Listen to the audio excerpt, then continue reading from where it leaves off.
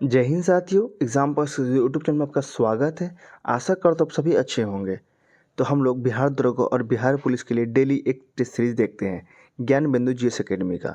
जो बच्चे नहीं आ रहे हैं मैं उनके लिए बता दूं कि हम लोग 17वीं बीपीएससी के लिए भी डेली जो है टेस्ट सीरीज घटना चक्र और मनीष रंजन सर के द्वारा जो बुक निकाला गया है उसे देखते हैं। ठीक है, तो जो बच्चे नहीं आ रहे हैं इस चैनल को प्लीज़ सब्सक्राइब कर लीजिएगा और साथ ही साथ बेल आइकन को प्रेस कीजिएगा और जाके आप टेलीग्राम ग्रुप को ज्वाइन कीजिएगा, क्योंकि आपको पीडीएफ जो अगर चाहिए होगा तो आपको टेलीग्राम पे ही मिल पाएगा। ठीक है, चलिए आज शुरू करते हैं। आपका अगला टेस्ट कौन सा है? तो आपका होगा सोशल साइंस का टेस्ट। पहला क्वेश्चन को देख लेते हैं डायरेक्ट हम लोग। पहला क्वेश्चन है, निम्नलिखित में से किसको संविधान द्वारा मौलिक अधिकारों को लागू करने की शक्ति दी गई है? तो यहाँ पे आंसर हो जाएगा आपका डी, यानी कि सर्वोच्च न्यायालय एवं उच्च न्यायालयों को। ठीक है, आगे चलते हैं। क्वेश्चन नंबर 2 है, अल्फांसो डी अल्बुकर्क की मजार कहाँ अवस्थित है? तो दूसरा का आंसर हो जाएगा बी, यानी कि गोवा में। तीसरा है, भारत की स्थलीय सीमा रेखा तटीय सीमा रेखा के लगभग कितनी बड़ी है? आंसर हो जाएगा 3 का बी, यानी कि दुगनी। 4 है, पेशवा पद प्राप्त करने के लिए किस मराठा ने अंग्रेजों से सूरत की संधि की और फलस्वरूप प्रथम अंग मराठा युद्ध हुआ? तो 4 का आंसर हो जाएगा ए, यानी कि रघुनाथ राव। 5, राष्ट्रपति के निर्वाचन में राज्यों का मुख्यमंत्री मतदान करने के लिए पात्र नहीं होता। आंसर हो जाएगा सी, यानी कि वो राज्य में विधानमंडल में उच्च सदन का सदस्य हो। 5 का आंसर यहाँ पे सी हो जाएगा। 6 है आपका, भारत की निम्नलिखित में से कौन सी पर्वत श्रेणी केवल एक ही राज्य में फैली है? 6 का आंसर हो जाएगा सी, यानी कि अजंता। 7, किस साहित्यकार के धन की निकासी के सिद्धांत का उल्लेख किया गया है? आंसर हो जाएगा ए, यानी कि भारतेंदु हरिश्चंद्र। 8 है, निम्न संवैधानिक संशोधन में से कौन से राज्यों से निर्वाचित होने वाले लोकसभा के सदस्यों की संख्या वृद्धि करने से संबंधित है? आंसर हो जाएगा आपका सी, यानी कि 7वां और 31वां।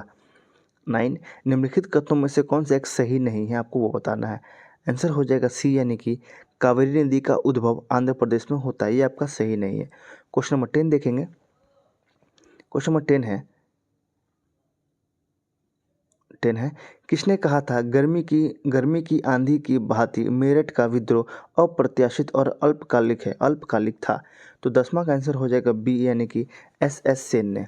11, राज्य का राज्यपाल मंत्रिपरिषद के परामर्श से स्वतंत्र कार्य कर सकता है? 11 का आंसर हो जाएगा ए, यानी कि विधानसभा में सरकार को अपना बहुमत सिद्ध करने को कहने के लिए।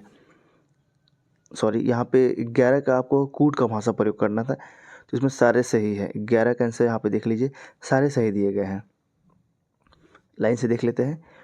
विधानसभा में सरकार को अपना बहुमत सिद्ध करने को कहने के लिए, मंत्री को बर्खास्त करने के लिए, भारत के राष्ट्रपति के विचारार्थ किसी विधेयक को आरक्षित करने के लिए, विधायिका द्वारा पारित किसी विधेयक को पुनर्विचार हेतु वापस करने के लिए, और लास्ट है उच्च न्यायालय का परामर्श मांगने के लिए। ठीक है, 11 का आंसर आपका यहाँ पर ए हो जाएगा, यानी कि सही है सारे। आपका लास्ट वाला ये सही नहीं है, उच्च न्यायालय का जो आपका मांग करने के लिए सही नहीं है, बाकी चारों सही है। क्वेश्चन नंबर 12 देखते हैं। 12, दक्षिण पश्चिमी मानसून काल में निम्नलिखित स्थानों में से सबसे कम वर्षा कहाँ होती है? 12 का आंसर हो जाएगा सी, यानी कि चेन्नई में। 13, भारत में अंग्रेजों ने प्रथम मदरसा कहाँ स्थापित किया था?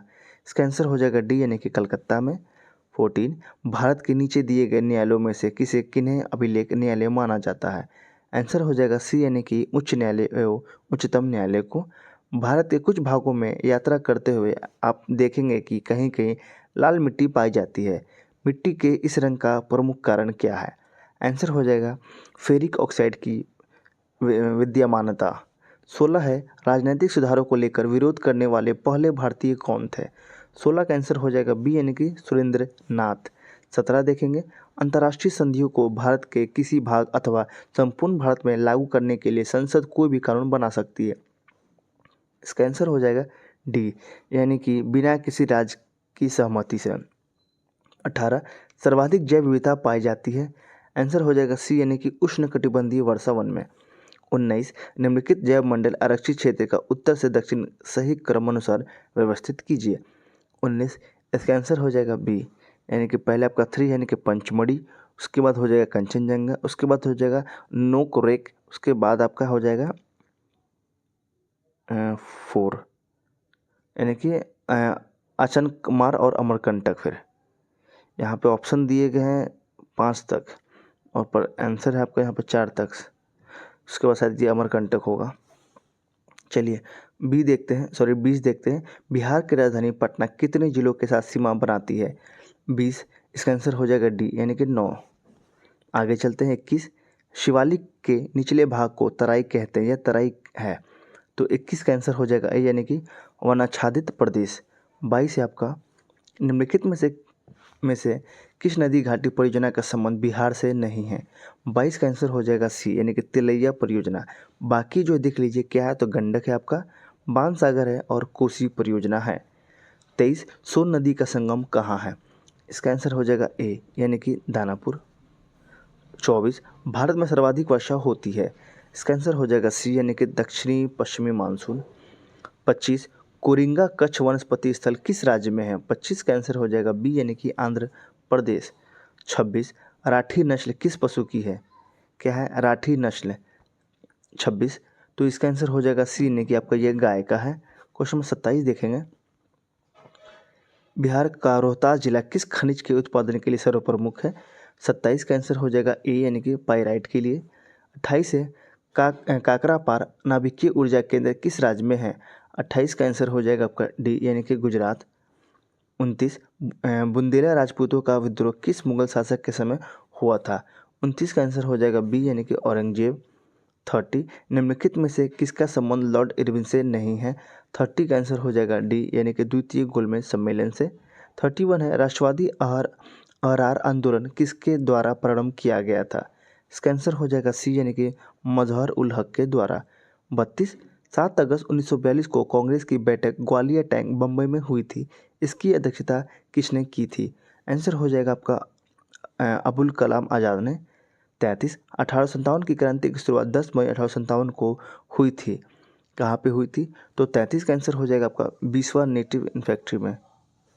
आगे देखेंगे फिनिक्स बस्ती का संस्थापक इनमें से कौन था? 34 का आंसर हो जाएगा बी यानी कि महात्मा गांधी। 35 व्यक्तिगत सत्याग्रह के संबंध में कौन सा विकल्प सही है? हम देखेंगे 35 के लिए इसका आंसर हो जाएगा ए यानी कि यह अगस्त प्रस्ताव के विरोध के शुरू किया गया था। 36 है निम्नलिखित में से कौन इटली के एकीकरण से संबंधित है? आंसर हो जाएगा डी यानी कि मीटरनिक। 37 राष्ट्रसंघ की स्थापना कब हुआ था? इसका आंसर हो जाएगा आपका 10 जनवरी 1920 को। आगे देखेंगे आपका क्वेश्चन नंबर 38 सर्वाधिक मत प्राप्ति के आधार पर जीत भारतीय चुनाव प्रणाली में किस देश से ग्रहण किया गया है? 38 का आंसर हो जाएगा सी यानी कि ब्रिटेन। 39 भारतीय संविधान की 11वीं अनुसूची किनके बीच शक्तियों का विभाजन करती है? 39 का आंसर हो जाएगा ए यानी कि राज्य विधानमंडल और पंचायत। 40 है निवारक निरोध कानून उल्लेखित है। 40 इसका आंसर हो जाएगा सी यानी कि स्वतंत्रता के अधिकार के अंतर्गत। 41 अनुच्छेद 42 राज्य को शक्ति प्रदान करता है। 41 इसका आंसर हो जाएगा सी यानी कि कार्य की न्यायसंगता और मानवीय दशाओं का तथा मातृत्व सुरक्षा हेतु सहायता का उपबंध। 42 है राज्यपाल का मुख्य सलाहकार कौन होता है?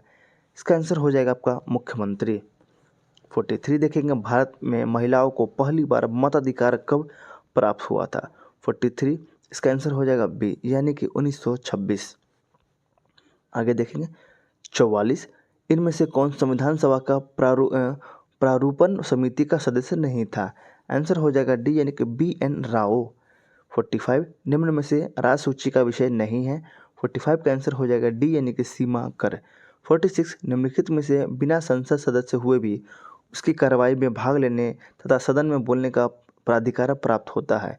आंसर हो जाएगा आपका महान्यायवादी का। 47 निम्नलिखित में से कौन सा मामला उच्चतम न्यायालय के मूल अधिकारिता की श्रेणी में नहीं आता है? आंसर हो जाएगा भारत सरकार एवं राज्य सरकार के बीच विवाद। 48 निम्नलिखित में से किस राज्य की राज्यसभा प्रतिनिधित्व सर्वाधिक है? इसका आंसर हो जाएगा सी यानी कि तमिलनाडु। 49 है केंद्रीय प्रशासनिक अधिकरण का गठन कब किया गया? 49 का आंसर हो जाएगा ए यानी कि 1985। आपका 50 है प्रथम बार लोक लेखा समिति के अध्यक्ष के रूप में किसे मनोनीत किया गया था? आंसर हो जाएगा आपका मीनू मसानी। किसे? मीनू मसानी को। आप यहाँ पे आंसर देख लीजिए, ये रहा आपका 11/9/24 का आंसर। आप यहाँ पे आंसर देख लीजिए पहले, अब इसका स्क्रीनशॉट भी ले लीजिए। ठीक है, चलिए आपका ये टेस्ट सीरीज भी आप समाप्त हो गया। अब आने वाली वीडियो में आपका इसका अगला पार्ट मिलेगा, ठीक है। जो बच्चे चैनल पर नहीं आ रहे हैं, मैं उनको बार बार कह रहा हूँ कि आप टेलीग्राम को ज्वाइन कर लीजिए, ताकि आपको इसका PDF वहाँ पे प्रोवाइड करा दिया जाएगा, ठीक है। आशा करता हूँ आपको ये वीडियो अच्छा लगा हो, तो प्लीज़ इस वीडियो को लाइक कीजिएगा, अपने दोस्तों को ये ज़रूर शेयर कीजिएगा, और टेलीग्राम ग्रुप को आप जाके ज्वाइन कर लीजिए, क्योंकि इसमें आपको बिहार दरोगा और साथ ही साथ आपको BPSC के लिए भी कंटेंट डेली डाला जाता है। ये दोनों प्रमुख एग्ज़ाम बिहार के हैं, और दोनों का आगामी डेट जो है आ चुका है। आप देखेंगे कि दिसंबर के लास्ट दिनों में, लास्ट वीक में आपको बिहार दरोगा का एग्ज़ाम करा लिया जाएगा, ठीक है। और 17वीं BPSC के बारे में आप तो जानते ही हैं कि इसका एग्ज़ाम जो है आपका कब है। तो ये आपका एग्ज़ाम आपका 17 नवंबर को है, ठीक है। आप इन सब को डेट को जानते भी, इस कारण से आप तैयारी में लगे रहिए। और अगर आपको किसी और चीज़ का कंटेंट चाहिए, PDF चाहिए, तो आप मुझे टेलीग्राम पे मैसेज कीजिए, या कमेंट बॉक्स में आप मैसेज कीजिए। बहुत बच्चे मैसेज करते भी हैं, मैं इनको हो सकता है तो मैं उनको प्रोवाइड करा देता हूँ। कभी कभी मैं वीडियो डालना भी भूल जाता हूँ, तो बच्चे कहते हैं कि सर अभी वीडियो जल्द से अपलोड कीजिए, तो मैं वो चीज़ तुरंत कर देता हूँ, ठीक है। तो आप कमेंट कीजिए, मैं वो काम कर दूँगा, ठीक है। चलिए, तब तक के लिए जय हिंद।